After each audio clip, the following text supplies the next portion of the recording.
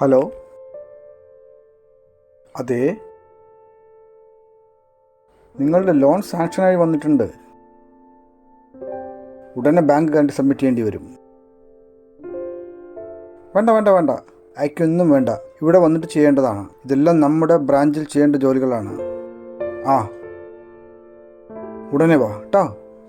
ശരി. ഉണ്ട്, ഇവിടെ ഉണ്ട്. ശരി കേട്ടോ.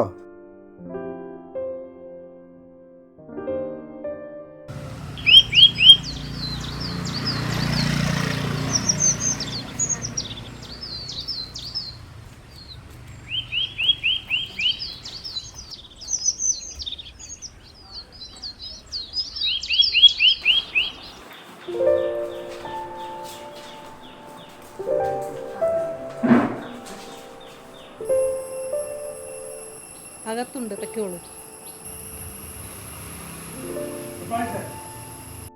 Good morning.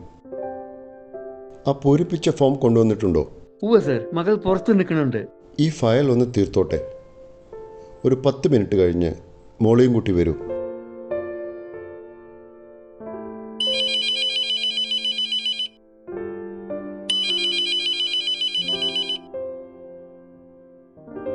Hello hello,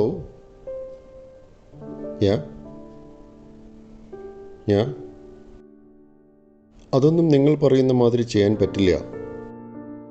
branch has it's on limitations. Anyway, നിങ്ങൾ ബ്രാഞ്ചിൽ നേരിട്ട് വരൂ.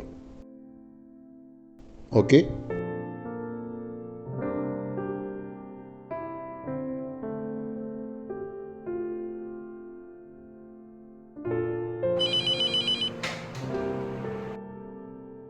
Swaminathan.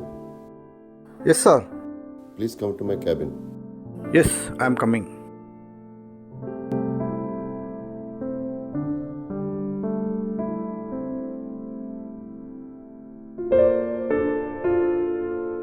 ആ, മോനേട്ടൻ അറിയോ എന്നെ? ഓ, നന്നായി ഓർക്കുന്നു. സാറും വെങ്കടേഷ് സാറും കീർത്തി ലോഡ്ജിലല്ലേ താമസിച്ചിരുന്നത്? ഓ, അപ്പൊ ഞങ്ങളൊന്നും മറന്നിട്ടില്ല അല്ലേ?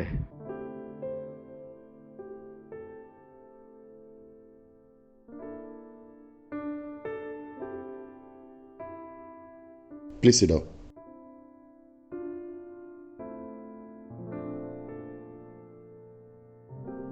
സ്വാമിനാഥന് ടൗൺ ബ്രാഞ്ചിലെ പിയൂൺ മോഹൻദാസിനെ അറിയുമോ? ഇപ്പോൾ ഇവിടെ കണ്ടിരുന്നു. ഞാനിവിടെ ജോയിൻ ചെയ്ത് 1 കൊല്ലം കഴിഞ്ഞതും അദ്ദേഹം റിട്ടയർഡ് ചെയ്തിരുന്നു. ആള് വിശ്വസ്തനാണ്. എന്തു ജോലിയും വിശ്വസിച്ചേൽപ്പിക്കാം.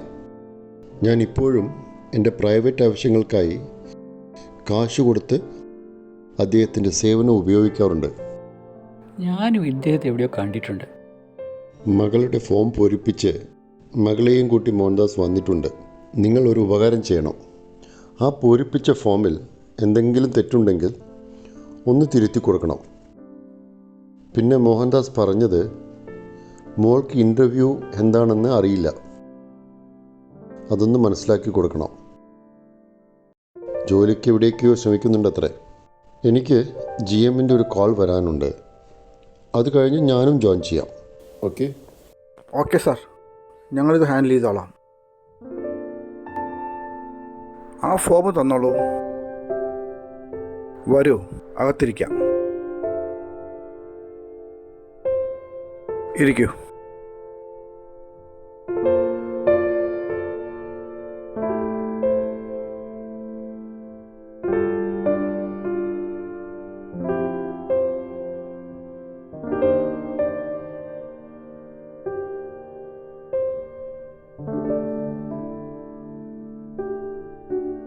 ഇരിക്കൂ.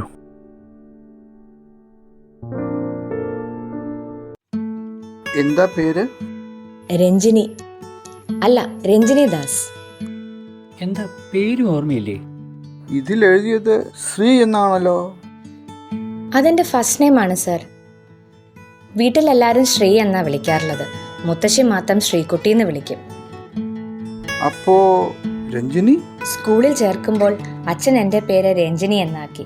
അതാണ് സർ സെക്കൻഡ് നെയിം ശ്രീരഞ്ജിനി എന്നെഴുതിയത്. അപ്പോൾ ശ്രീരഞ്ജിനി ദാസ് തേർഡ് നെയിം ആയിരിക്കുമല്ലേ? ഹൈസ്കൂളിൽ ചേർക്കുമ്പോൾ അച്ഛൻ എൻ്റെ പേരൊന്ന് പരിഷ്കരിച്ചു. അങ്ങനെ എൻ്റെ പേര് ശ്രീരഞ്ജിനി ദാസ് എന്നായി. Date of birth 29/2/2000. ഏജ് 24/6. എന്താണ് ഈ 24/6? അത് സിമ്പിൾ അല്ലേ സർ? 29 ഫെബ്രുവരിയിൽ ജനിച്ചതുകൊണ്ട് വയസ്സ് 24 ആയെങ്കിലും ഡേറ്റ് ഓഫ് ബർത്ത് 6 ആയിട്ടുള്ളൂ. അപ്പോൾ രഞ്ജിനിയുടെ 15th ഡേറ്റ് ഓഫ് ബർത്ത് വരുമ്പോഴേക്കും കൂടെ പഠിച്ചവരൊക്കെ റിട്ടയർ ചെയ്യും അല്ലേ സർ? സ്റ്റാറ്റസ് സിംഹഫ് അർത്ഥം മനസ്സിലായില്ല. ജീവിച്ചിരിപ്പുണ്ട്. അർത്ഥം മനസ്സിലായില്ല. മദർ ആൻഡ് ഫാദർ ഇന്നും ജീവിച്ചിരിപ്പുണ്ട് എന്നാണ് sir. Shot put first, 400 metres race first, 200 metres into 4 relay first. രഞ്ജിനിയുടെ എക്സ്പീരിയൻസ് ആണ് സർ ഞാനിപ്പോൾ വായിച്ചത്. അപ്പോൾ ട്രെയിനിങ് ഒന്നും വേണ്ടല്ലോ. സെക്രട്ടേറിയറ്റിലും കളക്ടറേറ്റിന് മുന്നിലും ഇതല്ലേ നടക്കുന്നത്. അതുകൊണ്ട് നമ്മൾ കുറേ കായികാഭ്യാസങ്ങൾ സൃഷ്ടിച്ചെടുക്കുന്നു. Qualification MABF.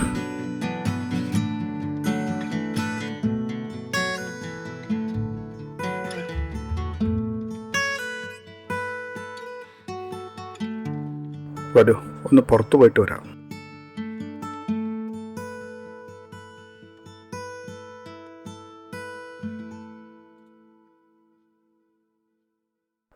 ഇതെന്താണെന്ന് ഒന്ന് അന്വേഷിച്ച് നോക്കൂ. ആരോടെങ്കിലും ഒന്ന് ഫോൺ വിളിച്ച് സംസാരിച്ച് നോക്കൂ.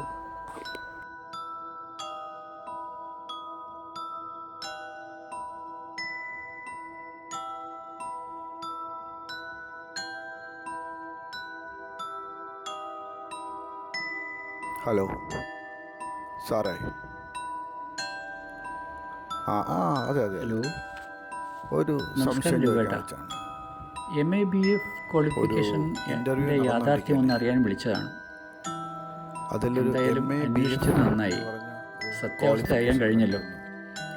ഇന്നലെ ഒരു കാൻഡിഡേറ്റ് ക്വാളിഫിക്കേഷനുമായി ഇൻ്റർവ്യൂവിന് വന്നിരുന്നു. അമ്മയുടെ ആരോഗ്യം അങ്ങനെ പോകുന്നു. ഇടയ്ക്കിടയ്ക്ക് ശ്വാസം മുട്ടലും മറ്റും വരും. റെഗുലറായി ഡോക്ടറെ കാണിക്കുന്നത് കൊണ്ട് വലിയ കുഴപ്പമില്ല. മകളുടെ ഫൈനൽ എക്സാം നടക്കുകയാണ്. അതിൻ്റെ ടെൻഷനിലാണ് അവൾ. ശോഭയ്ക്കും സുഖമില്ല. ശരി, പ്രത്യേകിച്ച് വേറെ വിശേഷമൊന്നുമില്ല. ഞാൻ വീണ്ടും വിളിക്കാം.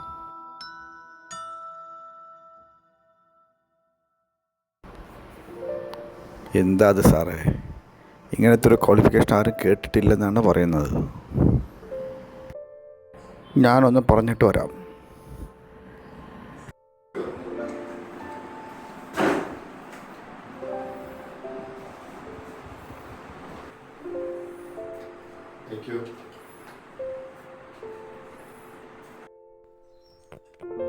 രഞ്ജിനി ഇവിടെ ഇരുന്നോളൂ, ഞങ്ങൾ സാറെ ഒന്ന് കണ്ടു വരാം. ശരി സർ.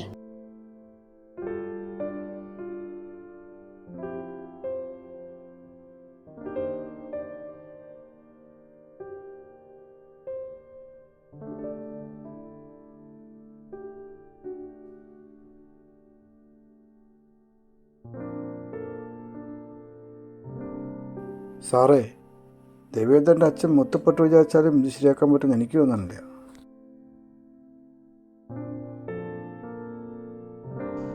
ഈ MABF എന്താണ്?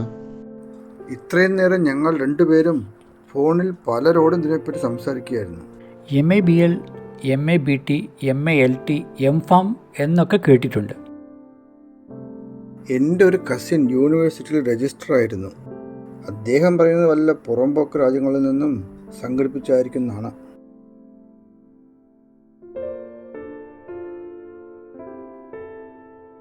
നമുക്ക് രഞ്ജിനിയെ നേരിട്ട് വിളിച്ച് ചോദിക്കാം. ശരി, ഞാൻ വിളിക്കാം.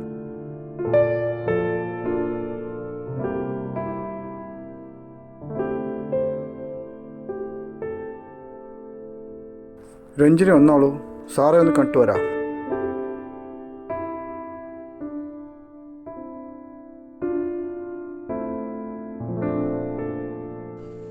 ഇരിക്കൂ, ആ ചെയർ എടുത്തോളൂ.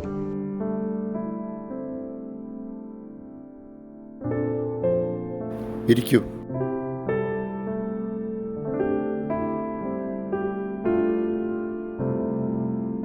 ഇപ്പോൾ ഞങ്ങൾ ചോദിക്കുന്ന ചോദ്യങ്ങൾക്ക് ശരിയായ ഉത്തരം പറയണം.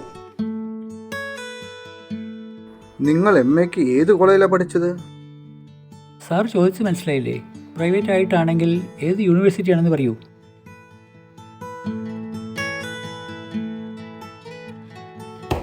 എന്താ കുട്ടി ചോദിച്ചു കേട്ടില്ലേ? ഞാൻ പറയാം സാർ, ഞാൻ 10ാം ക്ലാസ് തോറ്റു എന്നാണ് എഴുതിയത്. രാഷ്ട്രീയത്തിൽ വലിയ പിടിപാടുള്ള മാമൻ അതെടുത്തു കൊണ്ടുപോയി ഇംഗ്ലീഷിലാക്കി. 10ാം ക്ലാസ് തോറ്റു എന്നതിന് പകരം മെട്രിക്കുലേഷൻ അപ്പിയർഡ് ബട്ട് ഫെയിൽ, ചുരുക്കം MA BF എന്നെഴുതി അതവിടെ കിടക്കട്ടെ എന്ന് പറഞ്ഞു. എനിക്കറിയാം അയാളെ. അദ്ദേഹം റവന്യൂ ഡിപ്പാർട്ട്മെൻറ്റിൽ ലീവ് വേക്കൻസിക്ക് കയറിയതാണ്. പെർമനൻറ്റുമായി. അവസാനം അവരുടെ യൂണിയൻ നേതാവായി. ഇതിനിടയിൽ പെൻഷനും പറ്റി. ഈ ഫോം നിങ്ങളുടേതല്ലേ? അതെ സാർ. MA BF എന്നാക്കിയപ്പോൾ എന്താണിതെന്ന് നിങ്ങൾ ചോദിച്ചില്ലേ? ചോദിച്ചു സാർ. അപ്പോൾ പറഞ്ഞത്, നീ 10ാം ക്ലാസ് തോറ്റു എന്നെഴുതിയത് ഞാൻ ഇംഗ്ലീഷിലാക്കി, മെട്രിക്കുലേഷൻ അപ്പിയർഡ് ബട്ട് ഫെയിൽ. പിന്നെ വേറെ എന്തൊക്കെ പറഞ്ഞു? ജോലിക്ക് ഇതൊന്നും ഒരു പ്രശ്നമല്ല കുട്ടി, വേണമെന്ന് തോന്നിയാൽ PhDയും എടുക്കാമെന്ന് പറഞ്ഞു. ഈ PhD എന്ന് പറഞ്ഞാൽ എന്താണ്? പബ്ലിക് ഹെൽത്ത് ഡിപ്പാർട്ട്മെന്റിൽ ഒഴിവ് വന്നാൽ നോക്കാമെന്നൊരിക്കൽ മാമൻ പറഞ്ഞിരുന്നു. മന്ത്രിയെ അറിയുമത്രേ.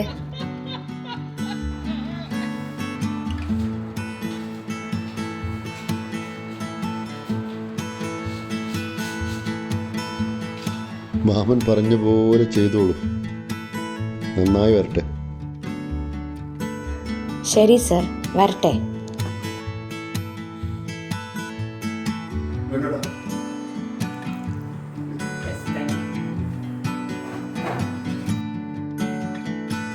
സ്വാമിനാഥൻ, എലൈറ്റ് ഫാബ് ഗ്രൂപ്പിൻ്റെ ആൾക്കാർ വന്നിരുന്നു. അവർ മിഷനറി ഇൻസ്റ്റാൾ ചെയ്തിട്ടുണ്ട്, അഡീഷണൽ മിഷനറീസ്. അവർക്കൊരു 20 lakhs വർക്കിംഗ് ക്യാപിറ്റൽ കൂടുതൽ വേണമെന്ന് അവർ റിക്വസ്റ്റ് ചെയ്തിട്ടുണ്ട്. അതിൻ്റെ പേപ്പർ ഞാൻ അയച്ചിട്ടുണ്ട്. അതൊരു വാല്യുവേറ്ററെ കൊണ്ട് വാല്യൂ ചെയ്തിട്ട് ഒരു റിപ്പോർട്ട് കിട്ടിക്കഴിഞ്ഞാൽ നമുക്ക് ഹെഡ് ഓഫീസിലേക്ക് അയച്ച് അതിൻ്റെ അപ്രൂവൽ വാങ്ങിക്കാം. ഞാൻ അവരെ കാണുന്ന സമയത്ത് സംസാരിക്കുകയും ചെയ്യാം.